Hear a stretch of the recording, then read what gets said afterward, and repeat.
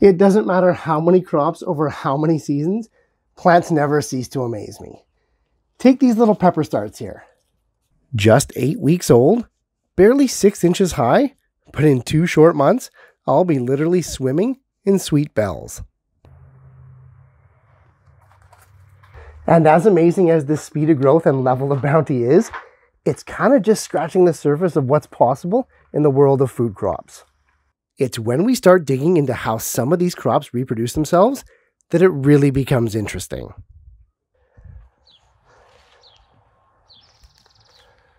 Look, it's getting more and more expensive out there every day.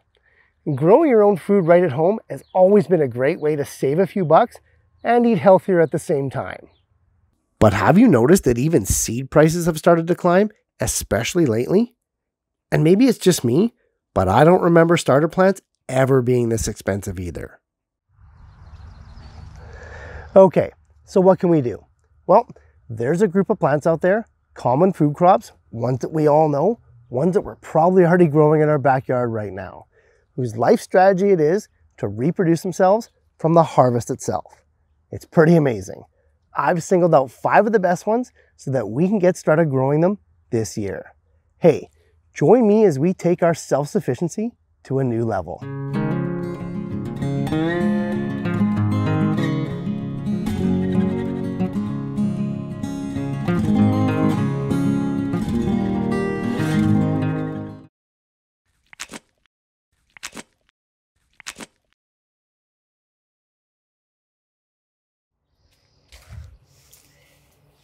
Okay, first off, let me make it clear, this is not going to be one of those regrow videos.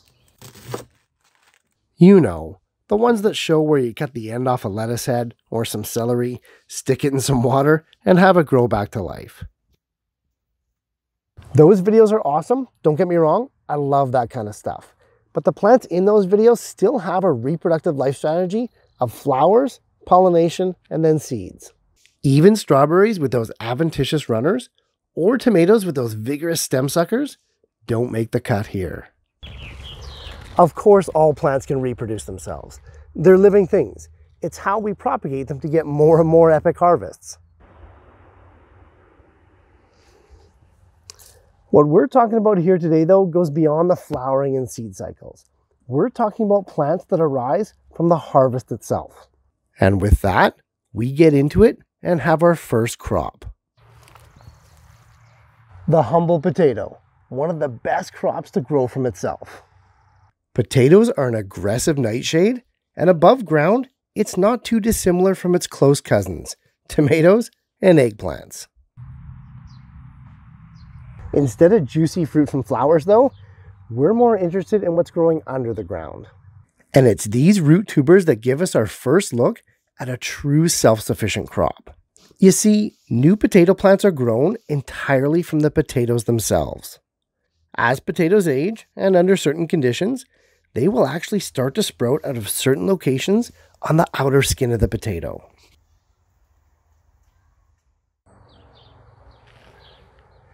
Each sprout is a completely separate new potato plant, and there can be dozens on a single potato. And growing them up is easy. To start, simply cut off each sprout, leaving a small amount of potato attached for support, and plant them in some fresh soil. Within about 2 weeks, the potato plants are off to the races, and they're ready for the garden. Harvest is a couple months later, and keep a couple potatoes back to start it all over again.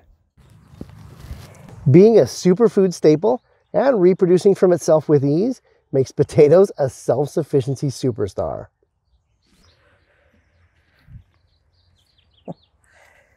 Our next crop, I have literally growing everywhere.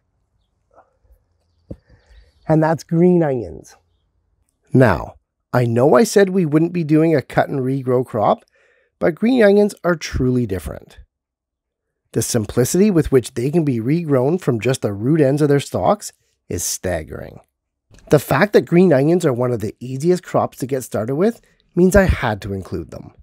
Just take a couple of stalks, even ones from the grocery store, and leave an inch at the bottom root end and place it in water.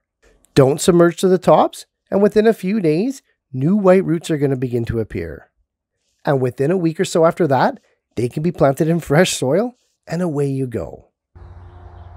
Even if you've never grown anything before in your entire life, or maybe you just want to introduce gardening to your kids, this is the crop for you. In less than a month, you guys could all be green onion growing masters. Hey, for a detailed tutorial on the entire process, check out this video right here. Okay, back to our roots. Literally, we have ginger. This root rhizome from Southeast Asia is as amazing in its reproductive strategy as it is in its taste. The bulk of the world's supply of ginger is produced in India and China. So if you like this tasty tuber, growing your own isn't a bad idea. And it's not hard to grow either. All you need to get started is a couple of root tubers, even ones from the grocery store. The key to getting the ginger rhizomes to sprout is heat and moisture. Moisture triggers the tubers to begin growing again and breaking bud at a specific once dormant locations. The first time you do this, you're not going to know where those locations are. They're kind of hard to spot. But after growing ginger just a couple of times, you kind of get the knack for where it's going to happen. So, if it's the moisture that causes the sprouting, it's the temperature that facilitates it. Make no mistake about it, ginger is a tropical plant. To get the tubers to sprout and grow with any success, I bury them in about an inch of moist coconut fiber, and I keep the temperatures between 85 and 90 degrees Fahrenheit. Normally, the shoots are going to begin to appear before the roots, but not always. Usually within about 1 to 2 weeks though, little green shoots are going to start to poke through. Leave them for a little bit longer and keep them moist. I find it's best to wait until the shoots are around 3 inches tall to plant them up. All I do is place the sprouted ginger in a large pot and backfill in with some regular container potting mix.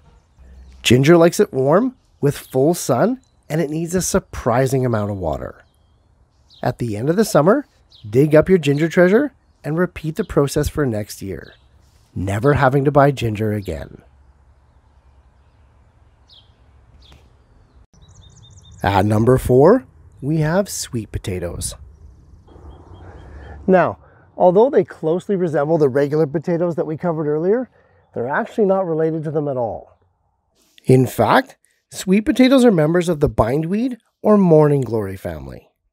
But, much like the regular potatoes do, sweet potatoes send out sprouts from specific locations on its outer layer. And as a vine, these sprouts tend to be a bit longer and a bit more slender.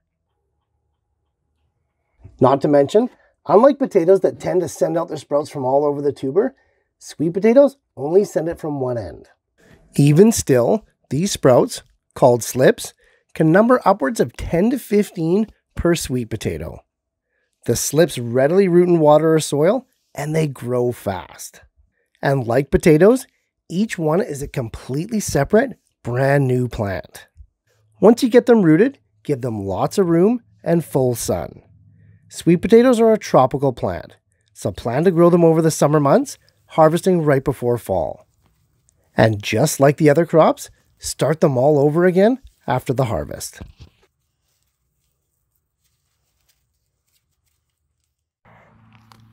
And finally, we have the ultimate self-sufficient crop, and that's garlic. The common garlic bulb that you buy at the store is actually composed of several cloves all stuck together. These cloves are planted in the fall, overwintered in the ground, and harvested as brand new bulbs the following summer. Each clove has all it needs to become a brand new garlic bulb, meaning only a few heads of garlic give us fields and fields of this amazing crop.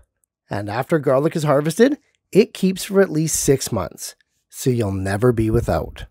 Increasingly, more and more garlic in our stores is coming from overseas, and it's coming from places where chemical and pesticide controls are far less stringent. Garlic is actually very easy to grow, and considering where the stuff in our stores is coming from, I think we owe it to ourselves to keep the supply of this homegrown. Hey, for a complete tutorial on how to grow the best garlic, check out that video right there.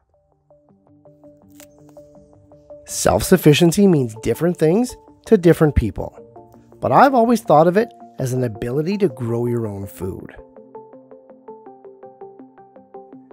Given space, time, and knowledge constraints, there's always going to be different levels of being self-sufficient.